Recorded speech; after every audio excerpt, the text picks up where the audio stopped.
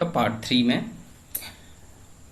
Three में हम sentence के तीसरे काइंड को पढ़ेंगे जिसे इम्परेटिव सेंटेंस कहते हैं हम लोग। इम्परेटिव सेंटेंस किसे कहते हैं? सब नहीं कहते किसको है, ये नहीं, पहले पहचाने किसको ये समझिए। इम्परेटिव सेंटेंस तो it begins with verb. It begins with verb मतलब ये क्रिया के साथ शुरू ही होते हैं सेंटेंस। इम्परेटिव सेंटेंस क्रिया के साथ शुरू होते हैं। बिगिंस का मतलब होता है शुरुआत और करना, और वर्ब मतलब क्रिया होती है। तो इट बिगिंस विद वर्ब के साथ शुरू होते हैं। एंड कहते हैं कि it ends with the full stop. It ends with full stop, तो ये फुल स्टॉप से भी खत्म होते हैं। अभी तक हमने दो सेंटेंसेस ऐसे देख लिए हैं जिसमें फुल स्टॉप से एंड होता है। सबसे पहला वाला जो था असर्टिव सेंटेंस था, और अब इम्परेटिव सेंटेंस भी जो है फुल स्टॉप पे खत्म होता है। लेकिन दोनों में अंतर ये है कि शुरुआत होने में। ठीक है, अब इसका एग्जाम्पल देखिए, ओपन द विंडो। अब ये ओपन द विंडो एग्जाम्पल लिखा हुआ है, तो जो ओपन है ये मेरा वर्ब है। जो ओपन है ये मेरा वर्ब है, और विंडो, यहाँ पे विंडो के बाद जो ये डॉट दिख रहा है ये फुल स्टॉप है। तो इसका मतलब ये वर्ब से शुरू हुआ है और फुल स्टॉप पे एंड हुआ। ऐसे सेंटेंसेस को हम इम्परेटिव सेंटेंस कहते हैं। ठीक है, तो आप पहले सेंटेंसेस को पहचानना सीख जाइए, उसके बाद हम आगे आपको बताएंगे। आगे की कहानी जो है, चौथे नंबर पे ऑप्टेटिव सेंटेंस आता है। अब ये ऑप्टेटिव सेंटेंस क्या है?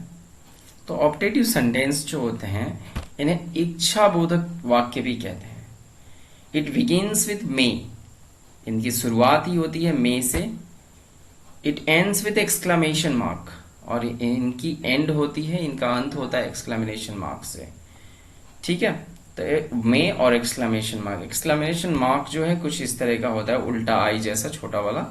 तो आप लोग इसे समझ लीजिएगा। इसका एग्जाम्पल है मे यू लिव लॉन्ग। तो इसमें जो है ना, मे यू लिव लॉन्ग, ये इसका एग्जाम्पल है। आपकी उम्र, आप दीर्घायु हो, इसका मतलब होता है। मे यू लिव लॉन्ग मतलब आप दीर्घायु हो या चिरंजीवी हो। तो इस तरह के जो सेंटेंसेस होते हैं वो ज्यादातर मे से शुरू होते हैं, कभी कभी नहीं भी होते हैं। तो मे आप देख सकते हैं ये शुरुआत हुआ, और एंड में इसके एक्सक्लामेशन मार्क लगा हुआ है।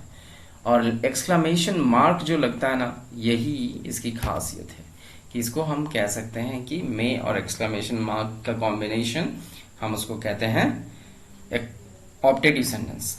अगला जो है एक्सक्लेमेटरी सेंटेंस कहते हैं इसे, जिसे विस्मयादि बोधक वाक्य भी कहते हैं, जिसमें आश्चर्य में लोग पड़ जाते हैं, विस्मय में।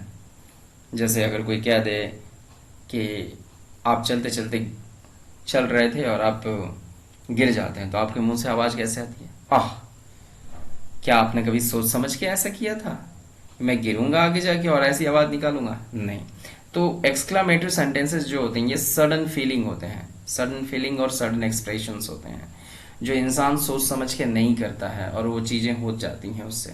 तो ऐसे सेंटेंसेस को हम एक्सक्लामेटरी सेंटेंस कहते हैं, जिसे हम विस्मयादिबोधक वाक्य भी कहते हैं। इनकी शुरुआत जो होती है, it begins with what, how, hurray etcetera. यानी व्हाट से, हाउ से और हुर्रे से ऐसे शुरू होते हैं, ऐसे शब्दों से। और एंड होते हैं एक्सक्लेमेशन मार्क, जिसे हम पिछले ही टाइप में पढ़ चुके हैं कि एक्सक्लेमेशन मार्क कैसे दिखाई देते हैं, उल्टा आई जैसा होता है छोटा वाला। यहाँ आप देख सकते हैं, मैंने एक एग्जांपल दिया हुआ है कि what a beautiful girl she is. अब what a beautiful girl she is का मतलब क्या है? कितनी सुंदर लड़की है वह, कितनी सुंदर लड़की है वह।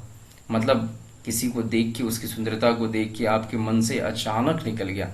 आप रोड के किनारे खड़े हैं, आप रोड के किनारे खड़े हैं सपोज कीजिए, और वहां से एक खूबसूरत सी बला गुजरती है। आप पहले से नहीं सोच के रखे रहते हैं कि मैं उसको कहूँ अरे कितनी सुंदर है, ऐसे नहीं बोलने के लिए सोच के रखा होगा आपने। लेकिन फिर भी उसको देखते ही आपके मन में, आपके ओठ अपने आप चल लिए, जुबान ने कहा कि what a beautiful girl she is. तो इसका ये मतलब होता है कि ये बिना सोचे समझे होता है, और जो चीजें बिना सोचे समझे हों उन्हीं को एक्सक्लेमेटरी सेंटेंस कहते हैं। तो इसमें ये व्हाट से शुरू हुआ, आप देख सकते हैं, ये हाउ से भी शुरू हो सकता है, हुर्रे से भी। लेकिन इसकी खासियत ये है कि एक्सक्लेमेशन मार्क लगा होता है।